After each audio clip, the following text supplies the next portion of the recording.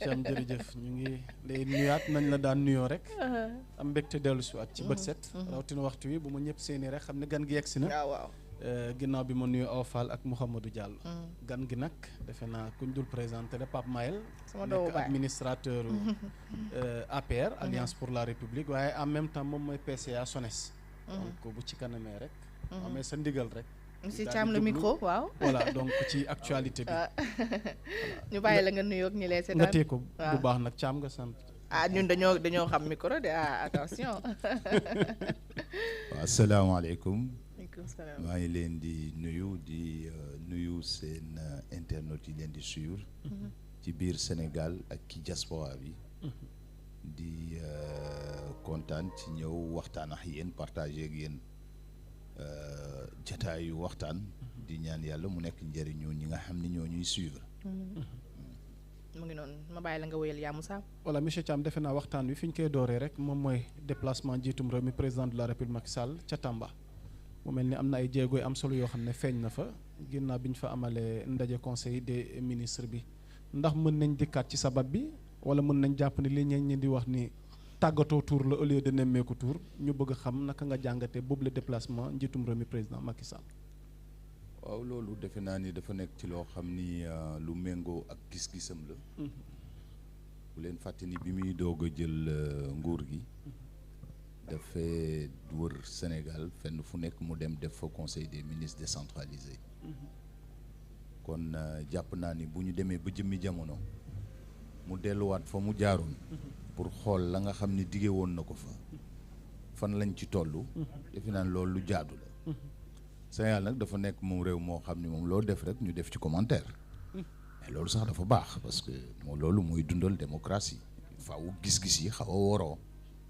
mais nag du tere li nga xam ni mooy solo bi moom dara mënu ko dindi te jàpp naa ni que ni bu dee dañoo nekk ci réewu démocratie mooy maanaam ñu jox cër ñi nga xam ni ñooy askan wi.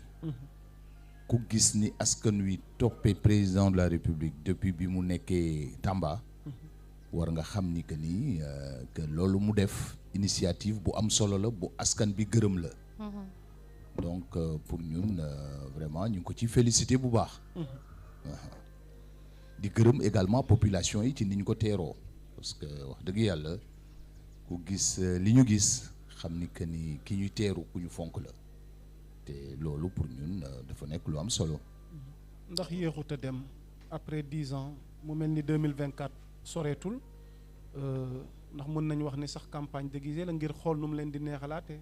est-ce que tey objectif yi atteindre ngeen ko surtout ci gox Sénégal oriental googu nga xam ne souvent dañuy jàmbat lépp dañ koy concentré Dakar. waaw Pape Moussa xam nga Sénégal dafa nekk réew moo xam ne pour que président de la République def benn geste. 500 milliards xawut a néew. ñu bañ ko méngale ñu bañ ko méngale ak ay élections yu jege si lu jafe la Sénégal parce que élections yi dañu tegaloo. dafa nekk réew moo xam ni daanaka chaque année am na élection. donc su dee président de la république day toog rek ni bon bu ma defee lii ñu ni élection moo tax kon du génn bon dafa tombeek nag ñu jëm 2024 mais tant mieux. mais dans tous les cas demul Zimbabwe demul Burkina fi mu dem dafa war a dem. lam fay uti daf ko fa war a uti. lam fa def aussi lu ni fàng la. ma ñëw ci li nga wax sax. bi mu demee def conseil des ministres décentralisé il y a 10 ans. li ñu leen digoon ci ay projet ñaar téeméeri milliards la woon ak benn. bi ñu demee taxaw saytu li nga xam ni que ni dugal nañ ko fa mooy ñaar téeméeri milliards ak fukk ak ñaar maanaam lañ leen digoon def nañ ko ci wàllu milliard ba weesu fukki milliards ci wàllu lu ñu dugal lu état bi dugal Casamance du moins Tambacounda ma lay fàttali nii Tambacounda dafa bokkoon ci gox-goxaan yi nga xam ni bu njëkk dañu jàppoon ni mooy gox-goxaan yi amutoon njariñ loolu lañ leen jàppee woon gox-goxaan yi amoon njariñ ci Sénégal dañoo jàppoon ni Dakar la woon ak Thiès nga dugg tuuti xaw Kaolack fi ñuy bayee gerte gi ak Ndar bi nekkoon capitale ba li ci des lépp ci biir boo demoon ay Tambacounda ay Sédhiou pour nga gis fa benn kilomètre goudron lu doy waar la kon tey suñu demee tey ba keroog maa ngi dégg kenn pour caricaturer naan Tambacounda Tamba connaît son premier ascenseur seetal ma loolu ascenseur ci nguuru Macky Sall la Tambacounda xam ascenseur mais kon yooyu dafa nekk yoo xam ni lu ñu war a gërëm la doyul ndax nag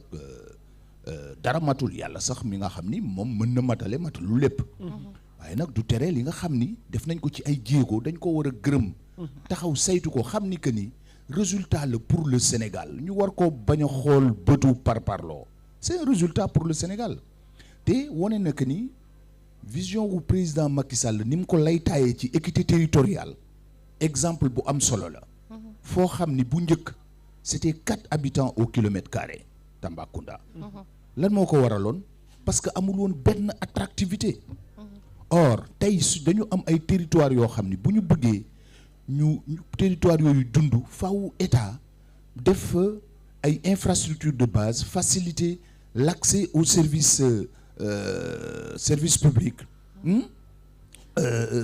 désenclaver pour que nit ñi mën a jóg doxi seen soxla pour que ñi nga xam ni que ni bu nawet bi ñëwee ci luuma yi la ñu mën a dem jaay seen bëy jaay seen ginaar pour dund pour que ñu am yoon yu ñu jaar pour que xale yi nga xam ni dañoo war a dem école ñu bañ a toog rek ni que ni bala ñoo jàng faaw ñu gis sondeel yooyu dafa nekk yoo xam ni yu itteel président de la république la te lii tey wone na ni que ni équité territoriale dafa war a nekk benn réalité au cœur de la gouvernance publique te waa Tamba kontaan nañ ci loolu ñun ñëpp en tant que sénégalais. doléances yi bëri na tamit de.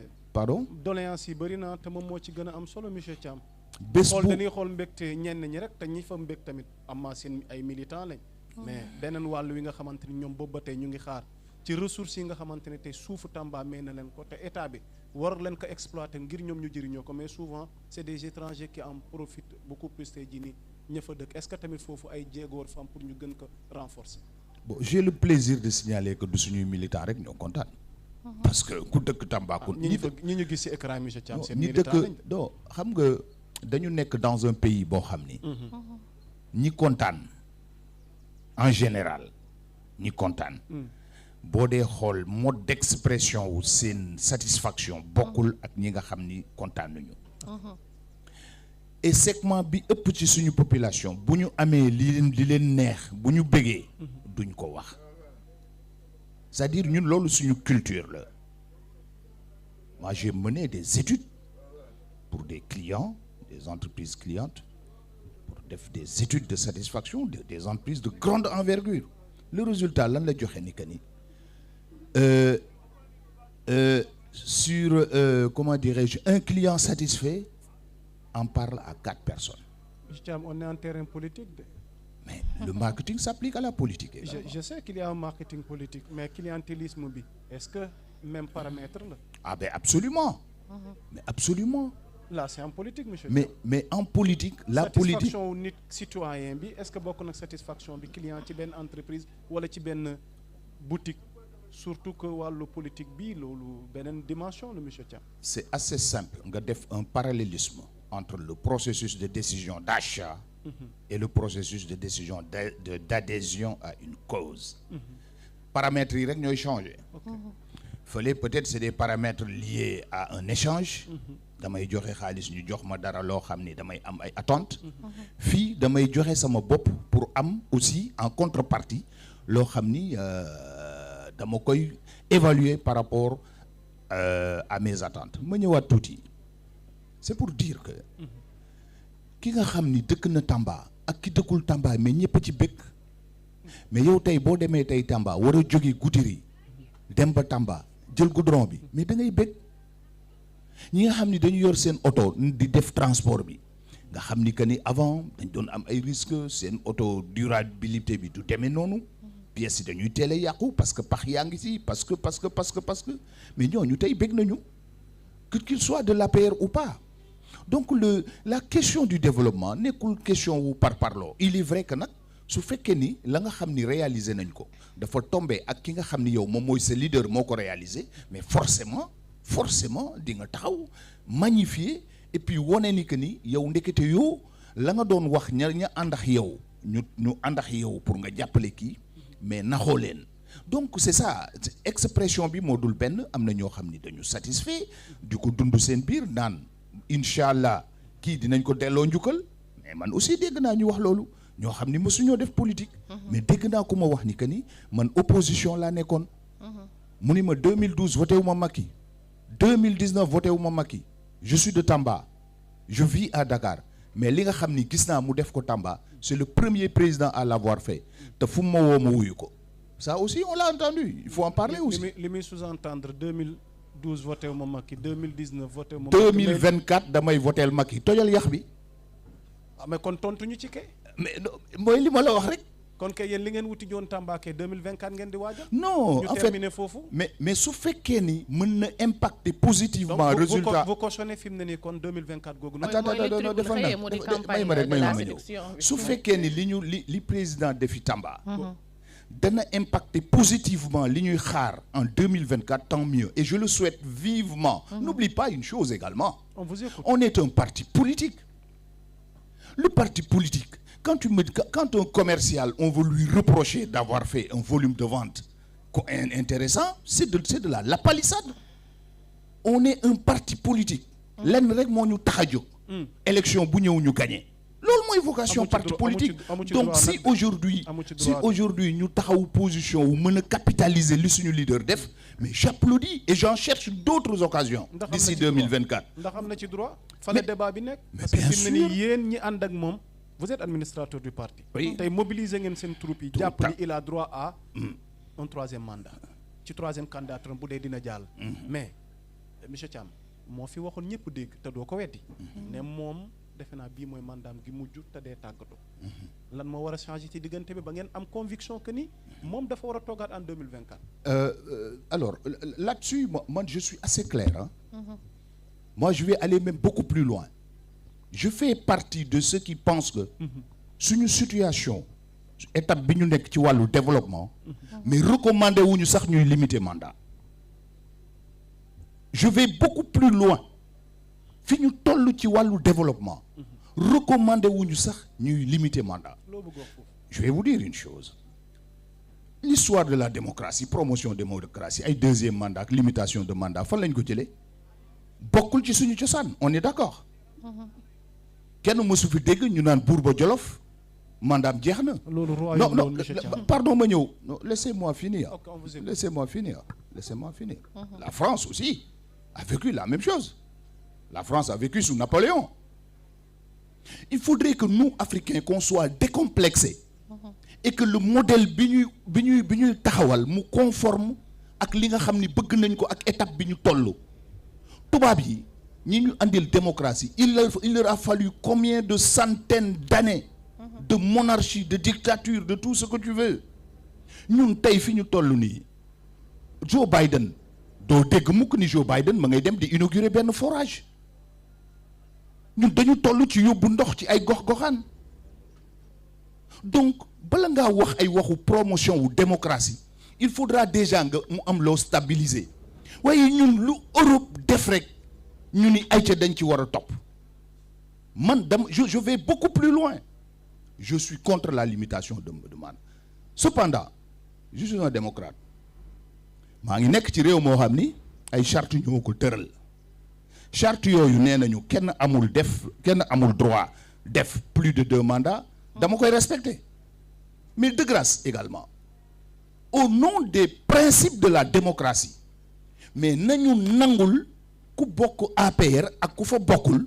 wax li mu xalaat au nom de quoi au nom de quel droit yéen ñi waxu promotion wu droit état de droit démocratie fan ngeen mën a sukkandiku ni ku bokk APR amul droit ni Macky Sall mooy sama candidat fan ngeen ko mën a sukkandiku ci wàllu droit. C'est constitution bi. Mais non, la constitution n'a jamais dit qu'un citoyen n'a pas le droit de choisir un candidat. Mais la constitution elle a dit que nul ne peut exercer plus de 2 mandats consécutifs. Mais la même constitution on a déjà exercé 2.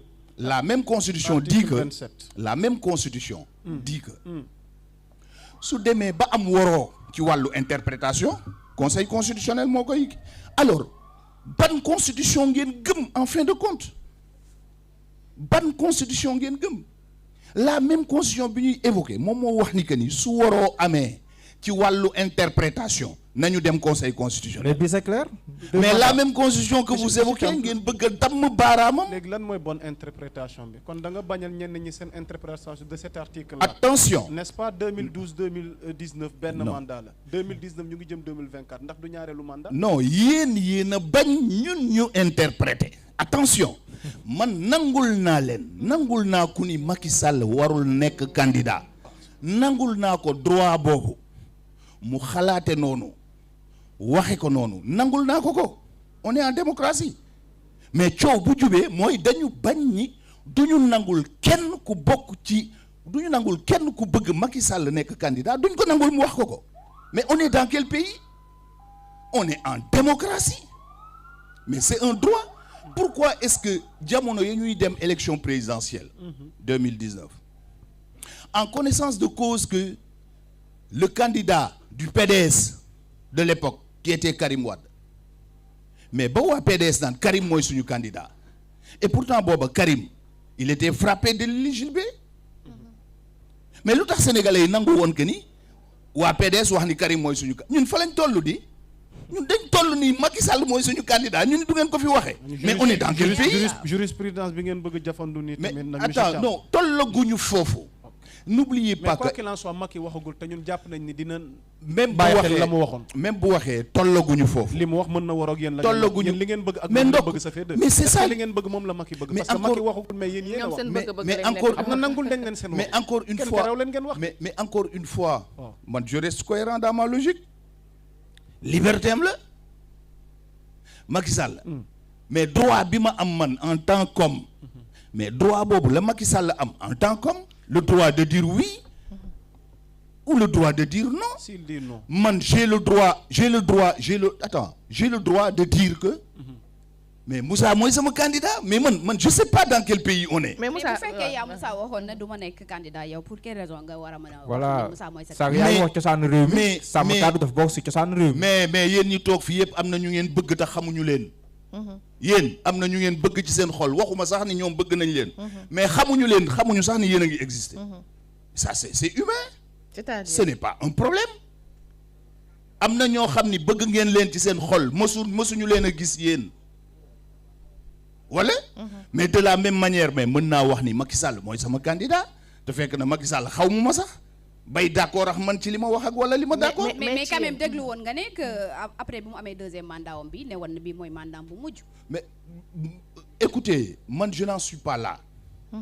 je n'en suis pas là. pourquoi yéen vous n'évoquez pas ñi nekk ci opposition bi te waxoon ni que ni ñoom aussi Macky Sall am na droit nekk candidat. parce que président Macky Sall mooy ndey mbili. non mais attendez mais ñoom attendez vous êtes soyons attendez. non président Macky Sall mooy ndey mbili ji. non waaw c'est vrai que bu ko opposition bi waxoon te bëggul aussi mënul antu. te bëggul nekk candidat mënul antu. waaw mais est-ce que ba fii ñu toll Macky Sall def na lu méngowul ak constitution. c'est-à-dire que moi je ne peux pas comprendre su fekkee ni da ngeen naan na kenn ku ci nekk défendre li ko neex li mu ses rêves et cetera on peut débattre mais su ngeen mënee nañu jël benn référentiel mu nekk constitution mais quand même convoquer leen ma li nekk ci constitution bi ou alors on mène un autre débat man c'est assez simple pour moi et je suis prêt à mener l'autre débat. ok léegi pour ñu terminer ci question boobu tey lan mooy sa conviction sur le sujet ñu jàll ci la. ma conviction. Je suis contre la limitation des mandats. Tu parles de la conviction de Mayel Thiam. C'est ça sa question.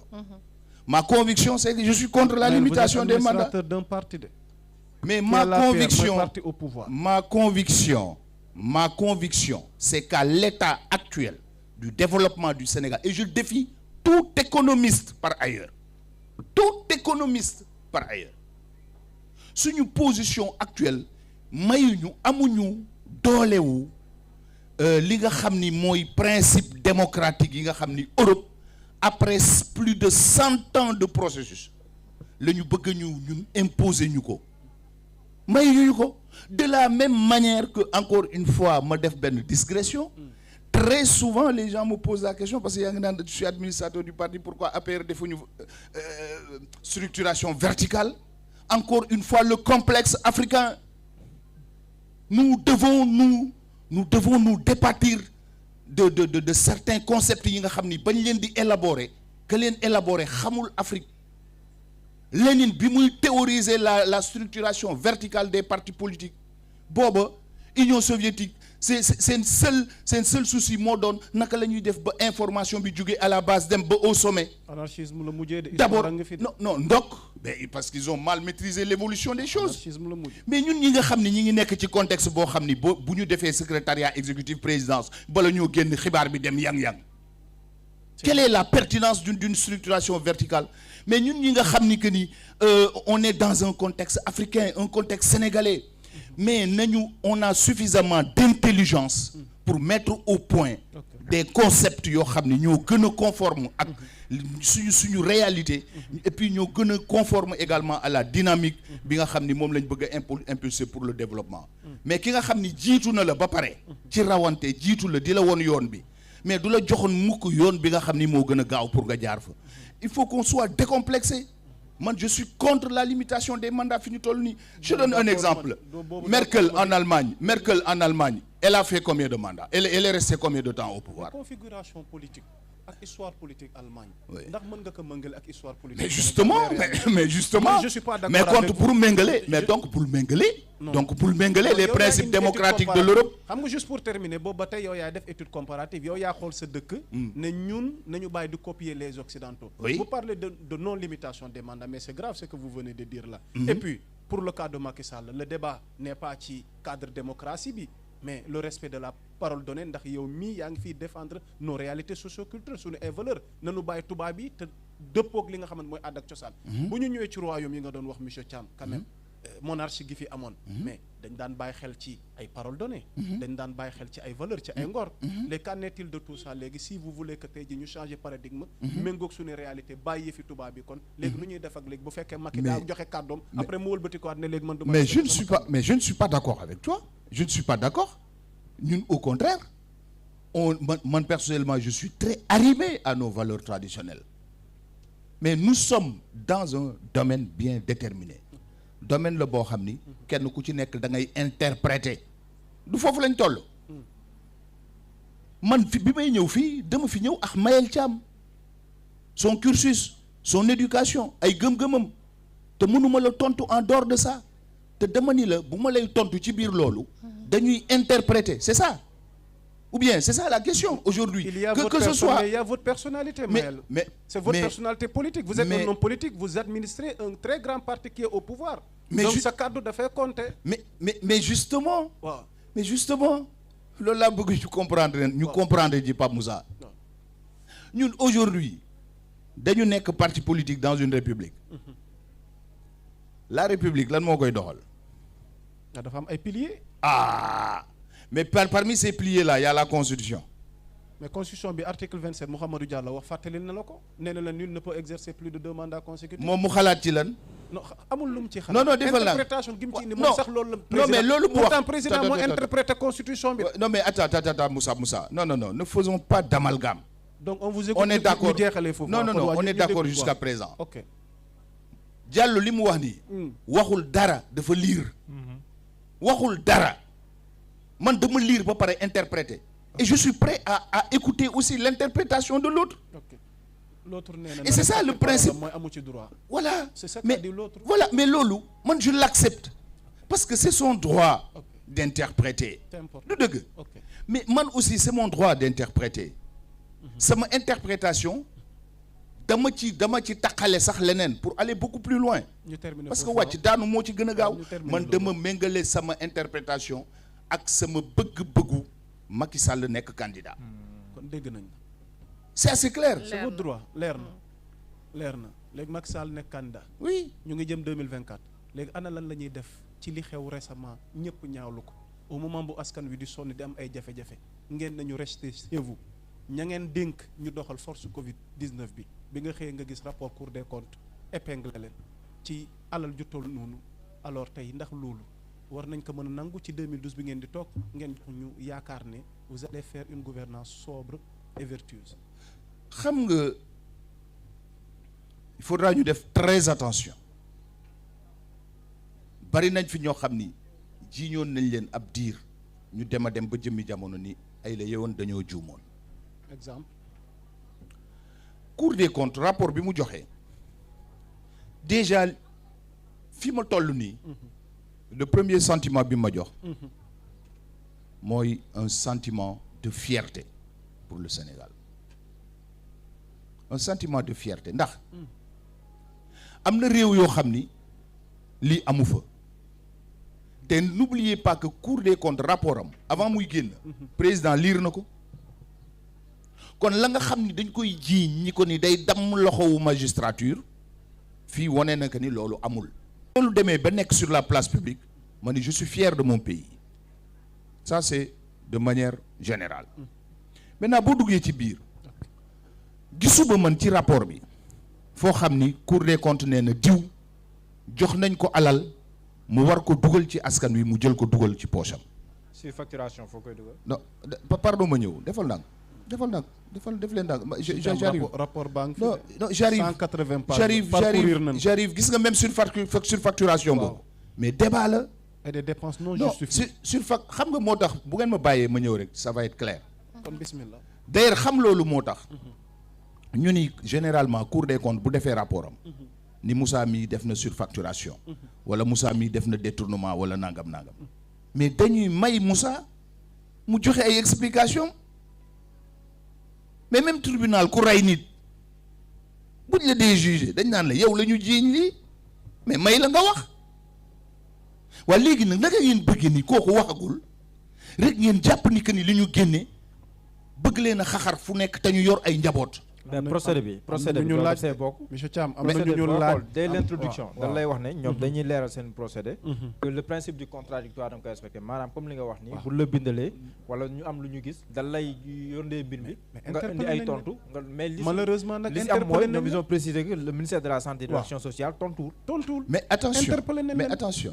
non je suis pas d'accord avec vous. cour bi def na li ko war. non procédure bi jeexagul attention. procédure bi jeexagul mais bokkule nañ rapport rapport bi déedéet ñi ngi toll ci étape bu ñëlee fi mu ne nii justice lañ jëm. non déedéet yëg nga xibaar bi non je suis d'accord mais defal ndànk je vais vous expliquer. damay bañ nga leen di layal. non du yow mais ñoom ñu dénk tey jii ni ndax lii ñu def ni tey war na leen ci politique bi nga xamante ni Macky Sall bëggoon na ko ci indi sobriété indi bonne gouvernance. il faut sanctionner. non bàyyil ma leeral même bu fekkee yéen a far tamit. non bàyyil ma leeralal la lenn.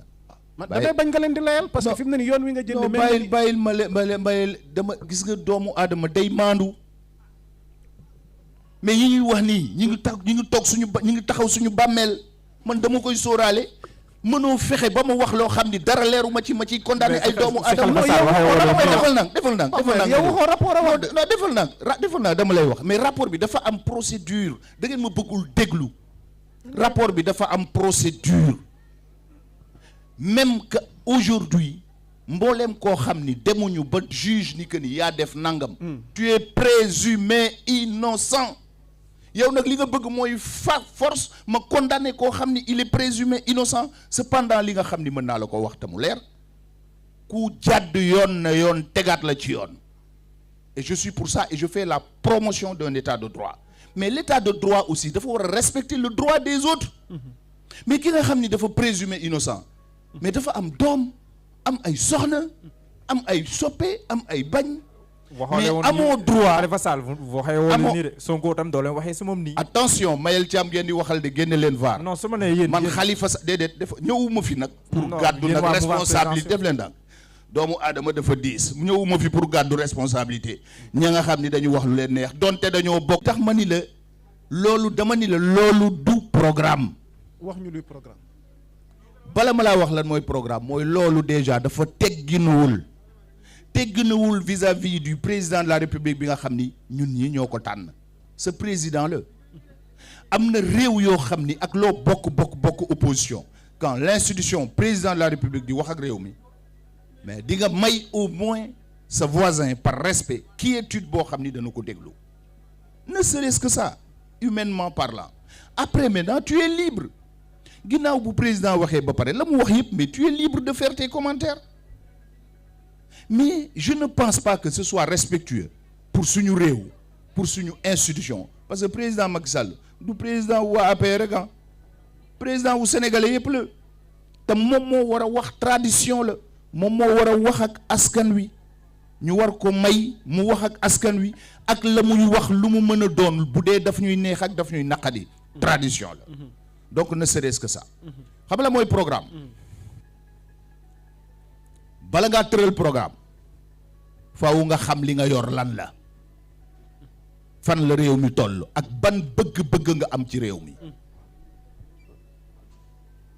soo xamee nag ban bëgg-bëgg nga am ci réew mi nga xam fan ak fan nga ko war a jaaree boo xamee fan ak fan nga ko war a jaaree nga xam ak ñan nga ko war a def ak yan jumtukaay la laaj ba tey yooyu yëpp ci xalaat la boo ko xalaatee ba tënk ko nag jëfin gën dafa day des mais ba léegi xalaat boobu sax mais dañ ko gisul mais yéen vous êtes des journalistes laaj mësuma gis benn journaliste bu jàkkaarloo kenn opposition ni ko lan mooy sa vision pour le Sénégal c'est une question mën ngeen ko poser mësuma ko dégg waxuma ni am na amul de waxuma ni amul mais mësuma dégg ñu invité kenn ku nekk ci opposition bi mën a wax au nom de l'opposition ñu ni ko mais lan mooy sa vision pour le Sénégal mais soo amul vision doo mën a am programme et le débat dama bëgg aujourd'hui le débat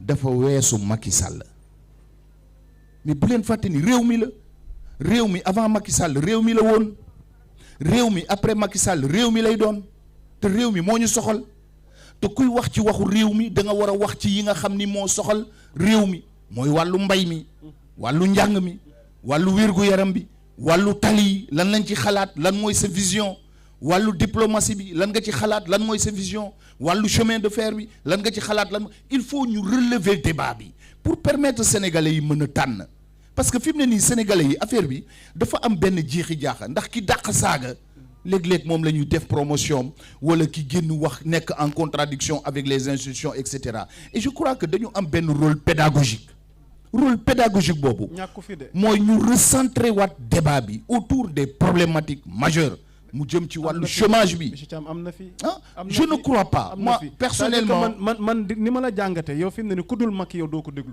ku dul Macky yow dafa am conviction bi ngay demee quoi nga baal ma bu fekkee sa ku dul Macky maanaam doo ko déglu non respecte ma nag non je ne vous manque pas de respect non c'est un manque de respect ku dul Macky Sall du ma la déglu non vision mais tu réduis ma personne à ça non quand même c'est pas du respect non c'est-à-dire que ku dul Macky doo ko déglu non c'est pas du respect et retire ça parce que c'est pas vrai ce n'est pas vrai non ça je suis pas d'accord mais ëpp naa loolu ku dul Macky du ma ko déglu non c'est-à-dire que ci terrain bi ñuy waxee en termes ëpp naa loolu yow politique xam conviction bi nga am c'est mon leader waaw voilà bon d'accord voilà ok oui non mais ku dul Macky du ma ko déglu Mayel Thiam ëpp na loolu non mais terrain politique bi nga tudd parce que ñi ngeen ko sekk ay politiciens lañu oui c'est mon leader politique léegi étant votre leader yow fi mu ne nii xeeb nga ñeneen ñi ci seen vision ak seen xel parce que baatu vision boobu ngay wax man dama leen a xeebul bala ngaa xeeb da ngay gis damaa gisul vision bala maa xeeb vision da nga koy gis xeebu ba damaa gisul.